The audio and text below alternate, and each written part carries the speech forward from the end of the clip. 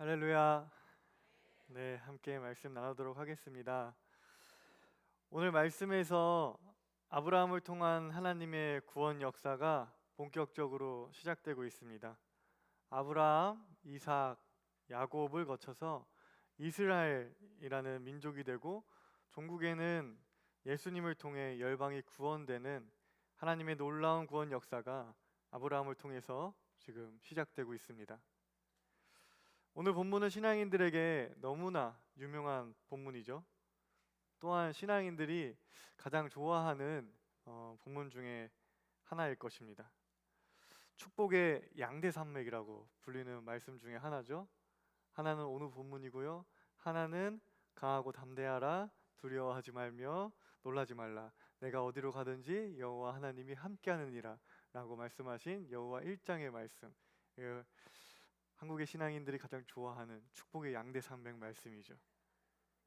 읽을 때마다 갑자기 든든한 백이 생기는 느낌이 드는 굉장히 기분 좋은 말씀 중 하나입니다. 우리 모두는 하나님께서 우리에게 이러한 약속을 해주시길 간절히 소망합니다. 그래서 다들 기대하죠. 하나님은 나에게 언제 이런 약속을 해주시나? 이미 약속을 해주셨나? 내가 모르는 것인가? 고민하고 기대합니다. 근데 이러한 고민을 하기 전에 우리가 먼저 생각해 보아야 할 것이 있습니다. 뭐냐면, 왜 아브라함이었을까? 하나님은 왜 아브라함을 선택하셨을까? 생각해 보아야 합니다. 궁금하지 않으신가요? 감사합니다. 궁금해 주셔서.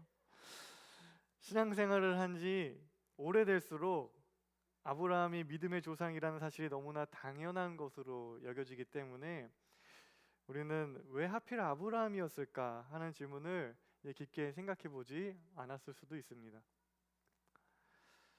하나님은 아브라함의 무엇을 보시고 선택하셨을까요? 요즘 큐티 말씀으로 창세기를 묵상하다 보니까 아브라함의 볼품없는 행실을 마주하곤 합니다. 창세기를 읽어보셨거나 아니면 이제 읽어보신다면 아브라함이 남들과는 확연히 다른 훌륭한 성품을 가지고 있는 사람이 아니라는 것을 알 수가 있습니다.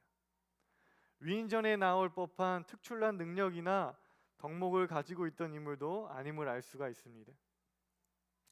그는 정처 없이 떠돌아다니는 유목민으로서 가는 곳마다 그 땅의 털을 잡고 사는 이들의 눈치를 살펴야 했고, 혹여 그 사람들이 자신의 아내를 빼앗기 위해서 자신을 죽이지 않을까 겁이 나서 아내를 누이라고 속여대는 비겁하고 나약한 사람이었죠. 아브라함이 살던 당시에 모든 사람들이 이 아브라함처럼 떠돌아다니는 생활을 했던 것은 아닙니다. 성경을 통해서 알 수 있듯이 당신은 성을 쌓고 도시를 이루며 살았던 도시국가가 존재하던 시절이었습니다. 성을 쌓고 도시를 이루면서 살던 시대에 양을 몰면서 집도 없이 떠돌아다녀야 하는 유목민의 힘과 영향력은 깊게 생각해 보지 않아도 알 수가 있겠죠. 목숨을 부지하기 위해서 아내를 누이라고 속였던 이 아브라함의 처사는 어찌 보면 당연한 것이었을 것입니다. 그렇게 아브라함의 힘과 능력은 나약하기 그지없었습니다. 그런데 그럼에도 불구하고 하나님은 아브라함을 선택하십니다. 세상을 구원하기 위해서, 세상을 변화시키기 위해서, 하나님 나라를 이루기 위해서 나약하기 그지없는 아브라함을 선택하는 것입니다. 세상에 존재하는 많은 권력자들과 힘 있는 자들을 뒤로하고 그 시대의 약자, 시대의 약자라고 볼 수 있는 유목민 아브라함을 선택한 거예요. 여러분 놀랍지 않으신가요? 네, 별로 놀라워하지 않으시는 것 같은데 사실 되게 놀라운 일이거든요. 여러분들이 신앙이 좋아서 그렇지 그냥 일반적으로 생각하면 이건 굉장히 놀라운 일입니다. 이해가 가지 않는 일이죠. 만약 여러분이 학교 선생님이라고 생각해 보세요. 반 분위기가 영 마음에 들지 않습니다. 좀 반장을 잘 뽑아서 반 분위기를 좀 제대로 잡고 싶어요. 그러면 여러분은 어떤 학생을 반장으로 뽑으시겠어요? 우선 어떤 반을 만들려고 하느냐에 따라서 좀 달라지겠죠. 공부를 잘하는 반을 만들고 싶으면 가장 공부 잘하는 아이를 반장으로 뽑을 것입니다. 또 운동을 잘하는 반을 만들고 싶으면 운동을 제일 잘하는 친구를 반장으로 세우겠죠. 또 선생님이 탁 말만 하면은 싹 정리되는 그런 복종을 잘하는 반을 만들고 싶으면 반에서 가장 싸움을 잘하는 친구를 반장으로 세우겠죠. 그 반에 또 극이 드물지만 가끔 그런 친구가 있어요. 엄친아 같이 공부도 잘하고 운동도 잘하고 싸움도 잘하는 친구가 있다면 무조건 그 친구를 반장으로 세우겠죠. 어떤 선생님도 있는 듯 없는 듯 지내는 친구를, 누가 봐도 힘이 없는 나약한 학생을 반장으로 세우는 선생님은 없을 것입니다. 한 반을 변화시킬 때도 우리는 이렇게 힘과 능력이 있는 사람을 선택하는데, 하나님께서는 세상을 변화시키려고 하면서 우리가 생각하는 일반적인 선택을 하지 않으십니다. 우리와는 다르게 가장 약한 자를 선택하시어 세상을 변화시키십니다. 더디고 힘들고 비효율적이지만 하나님은 포기하지 않으시고 약한 자를 들어 쓰십니다. 왜 그러실까요? 하나님은 왜 그런 방법을 택하신 걸까요? 그게 바로 하나님이 이루고자 하는 세상이기 때문입니다. 하나님만을 의지하는 이들이, 하나님만을 의지할 수밖에 없는 사람들이 주인 되는 세상을 이루시려고 하기 때문인 거죠. 이리가 어린 양과 함께 살고 표범이 어린 연소와 함께 누우며 송아지와 어린 사자와 살찐 짐승이 함께 지내는 그 세상을 이루시려고 하기 때문입니다. 우리는 빠른 변화를 위해서 이리와 사자의 힘을 의지하지만 그 세상은 결코 이리와 사자에 의해서 이루어지지 않습니다. 하나님 나라는 시작부터 끝까지 하나님의 방법으로 이루어져야 합니다. 하나님 나라는 결코 개인의 힘과 능력으로 이루어질 수 없습니다. 그 세상은요, 어린 양과 송아지들의 사랑에서 시작되는 것입니다. 하나님 나라는 하나님만을 의지하는 연약한 이들이 서로 사랑할 때 이루어지는 것입니다. 때문에 하나님은 성벽과 도시가 세워지던 시대에 유목민이었던 아브라함을 택하신 것입니다. 로마라는 세계 최강의 권력이 세상을 지배하던 시대에 예수님이라고 하는 연약한 생명을 말구유에서 꽃피우신 것입니다. 하나님의 방법과 과정을 보니까 하나님의 나라가 어떤 나라인지 더욱 분명해지지 않으시나요? 아브라함을 선택하시는 하나님을 통해서 우리는 하나님이 어떤 분인지 알게 됩니다. 하나님의 꿈과 계획을 느낄 수가 있습니다. 그리고 이 하나님스러움은요, 하나님의 선택뿐만 아니라 아브라함을 사용하시는 모습에서도 일관되게 나타나고 있습니다. 하나님은 연약한 아브라함을 자신의 전지전능함을 사용하여 세상의 권력 꼭대기에 올려놓거나 아브라함한테 손이 닿기만 하면 뭐든지 금으로 변하는 마이더스의 손과 같은 놀라운 능력을 허락하지 않습니다. 하나님은 아브라함에게 세상에 복이 되게 하겠다고 약속하시죠. 아브라함을 통해 누군가를 축복하시며 세상을 변화시킵니다. 말씀을 묵상해 보시면 아시겠지만 아브라함이 하나님의 선택을 받았다고 해서 아브라함의 상황과 여건이 크게 달라지지 않습니다. 아브라함은 그저 자신의 환경과 상황 가운데 최선을 다해서 하나님의 뜻대로 살아가며 많은 사람들을 만나고 하나님을 알릴 뿐이죠. 그리고 하나님은 그런 아브라함과 동행하시면서 때론 협력하시고 때론 전적으로 구원하시며 역사하십니다. 아브라함을 세상의 눈으로 바라보면서 유목민이라고, 가진 것 없다고, 떠돌아다닌다고, 그의 나약함을 멸시하고 무시하는 이들은 저주하시고, 아브라함의 그 세상적 연약함을 바라보기보다 그가 가진 선함과 그의 마음 안에 있는 하나님을 보면서 아브라함을 축복하는 이들에게는 축복을 내려주십니다. 그렇게 하나님은 인간의 눈으로 보기에는 아주 더디게 하나님 나라를 천천히 이루어 가십니다. 교회에서 흔히 사용되는 말이 여러 개 있죠. 승리합시다, 여러 말이 있는데 그 중에 하나가 사람이 하는 것이 아니고 하나님이 하십니다 라는 말입니다. 너무 옳은 신앙 고백임에도 불구하고 우리는 이 말을 너무 자주 사용하다 보니까 그 의미를 잊어버리곤 합니다. 그 의미를 깊게 생각하지 않고 그냥 버릇처럼 사용하는 것이죠. 그래서 사람이 하는 것이 아니고 하나님이 하시는 겁니다, 내가 하는 것이 아니고 하나님이 하시는 겁니다, 입술로 고백하면서도 우리는 여전히 무언가 성과를 내고자 하고 어떤 결과물을 만들어내고자 합니다.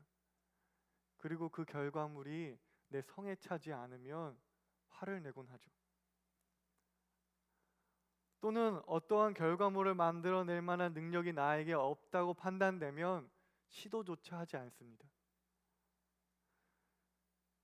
여전히 하나님 나라를 이루어가는 일을 나의 힘과 나의 능력으로 이루려는 마음이 우리 안에 있는 것입니다. 하지만 여러분, 오늘 말씀을 기억해 주시길 간절히 소망합니다.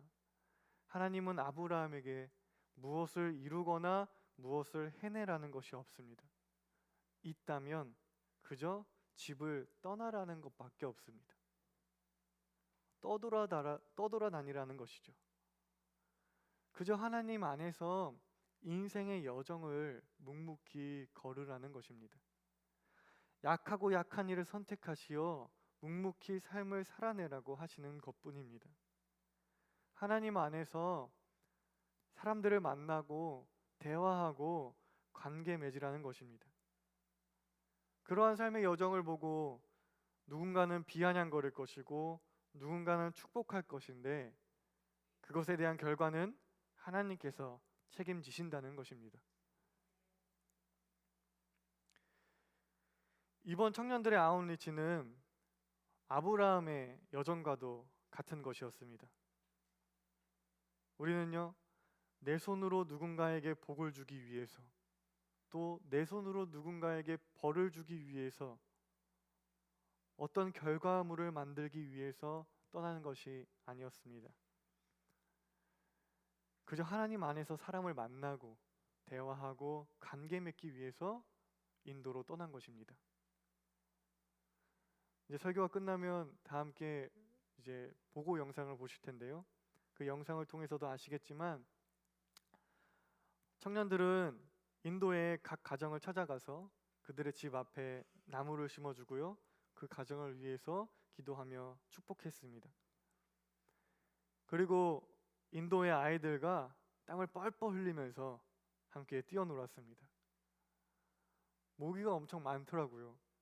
거의 새카말 정도로 모기떼가 있는 그런 상황 속에서도 정말 즐겁게 춤을 추면서 하나님을 찬양했습니다. 서로 다른 언어로 알아들을 수 없지만 그걸 상관하지 않고 정말 진심으로 마음을 담아서 서로를 축복하면서 간절히 기도했습니다. 선교사님이 사역하시는 이곳저곳을 돌아다니면서 준비한 연극과 공연을 선보이기도 했습니다. 지금 인도의 계절이 겨울이거든요. 근데 온도가 33도, 34도 정도 되더라고요. 극심한 더위 때문에 우리 청년들 체력이 바닥나고, 그래서 누구는 체하기도 하고 누구는 더위를 먹고 누구는 몸살이 오기도 했지만 우리 청년들이 인도에서의 하루하루를 너무 귀하게 여기니까 서로 막 기도해주고 응원하면서 금방 회복해서 다시 열심히 사역을 했습니다. 저는 이번 아웃리치가 청년들만의 아웃리치였기에 나름의 의미가 있고 보람이 있다고 생각이 됩니다. 청년들은 어떤 면에서 작년에 비해 더 나약한 존재들이죠. 사회적으로 이룬 것도 쌓아둔 것도 없습니다. 있는 것이라곤 나이가 어리다는 거, 젊다는 거 하나죠. 그래서 인도에서 만나는 이웃들에게 해줄 것이 더 작은 것이었을 수도 있습니다. 함께 웃고 함께 울고 함께 땀 흘리며 노는 것뿐이었죠. 청년들한테는 교회를 건축할 만한 그런 헌금을 낸다거나 그 다음에 인맥이 빵빵해서 의료 선교팀을 보내줄 만한 화려한 인맥 따위는 없습니다. 해줄 것이 많지 않아서 더 마음을 담았고 우리를 통하여 역사하실 하나님을 더 의지했습니다. 정말 많이 고생하고 최선을 다했지만 누군가가 저희들에게 그래서 어떤 변화가 일어났냐고 묻는다면 저희는 할 말이 없습니다. 너네가 나무를 심은 것이 어떤 변화를 불러일으켰냐고, 알아들을 수 없는 말로 소리치며 했던 기도가 어떤 변화를 일으켰냐고 묻는다면 우리는 할 말이 없습니다. 눈에 보이는 놀라운 기적이나 이적 따윈 일어나지 않았습니다. 하지만 우리는 괜찮습니다. 우리는 어떤 결과를 이루기 위해 간 것이 아니기 때문이죠. 눈에 보이는 어떤 성과를 위해 노력한 것도 아닙니다. 우리는 그저 하나님의 마음으로 인도의 이웃을 만나고 대화하고 관계 맺기 위해서 떠난 것이기 때문입니다. 누군가는 저거 하려고 여기까지 왔어? 라고 생각하면서 우리를 비아냥거렸을 수 있습니다. 하지만 또 누군가는 먼 곳까지 와서 고생한다며 고맙다고 저희를 축복했습니다. 그로 인한 결과는 하나님께 맡겨드릴 뿐입니다. 하나님이 하신다, 이 믿음의 고백을 우리 안에 간직할 뿐입니다. 그러한 의미에서 인도 아웃리치뿐만 아니라 우리 신세계 교회의 모든 선교는 결과가 아니라 시작입니다. 우리가 무언가를 이루어내는 것이 아니라 우리를 통해 무언가가 시작되는 것이기 때문입니다. 하나님은 아브라함을 복의 근원으로 부르셨습니다. 근원으로 부르셨습니다. 근원이라 함은 모든 것의 시작을 의미하죠. 하나님은 아브라함을 복의 시작으로 부르신 것입니다. 내가 복의 결과가 되려고 하는 마음, 내가 어떤 복의 성과를 이루려고 하는 마음을 내려놓는다면 우리는 더 오래, 더 묵묵하게, 더 멀리 하나님과 동행할 수 있습니다. 나의 가진 것 없음과 무능력을 부끄럽게 여기지 않을 수 있습니다. 나의 그 연약함이, 나의 가진 것 없음이 하나님 안에서 묵묵한 삶의 여정으로 이어진다면 그것이 바로 하나님의 사람이 되는 일이기 때문입니다. 덧붙여 이번 돌아오는 금요일 7일 유초동부 바이블 익스프레스를 시작으로 8일 청소년부 바이블 익스프레스가 진행됩니다. 그리고 2월 한 달간 청년부, 유아, 유치부까지 다음 세대와 청년부의 겨울 캠프가 계속해서 이어집니다. 이번 신종 코로나 바이러스로 많은 분들이 이 겨울 캠프를 위해서 기도해주고 계신데요. 우리 담임 목사님께서 말씀해 주셨듯이 기도하고 고민하던 끝에 유초동부와 청소년부의 일정이 숙박을 하지 않는 하루 일정으로 변경이 되었습니다. 안전과 건강의 문제로 일정이 단축되긴 했지만 겨울 캠프의 중요성과 그 시간에 임하실 하나님의 은혜는 변치 않길 간절히 소망합니다. 교회 수련회는 우리 아이들이 함께 밥을 먹고 함께 말씀을 배우고 함께 예배하면서 하나님의 사람으로 세워지는 시간입니다. 이 세상은요, 우리 아이들에게 사자와 이리가 되어야 한다고 말합니다. 하지만 교회의 교육은 달라야죠. 달라야 합니다.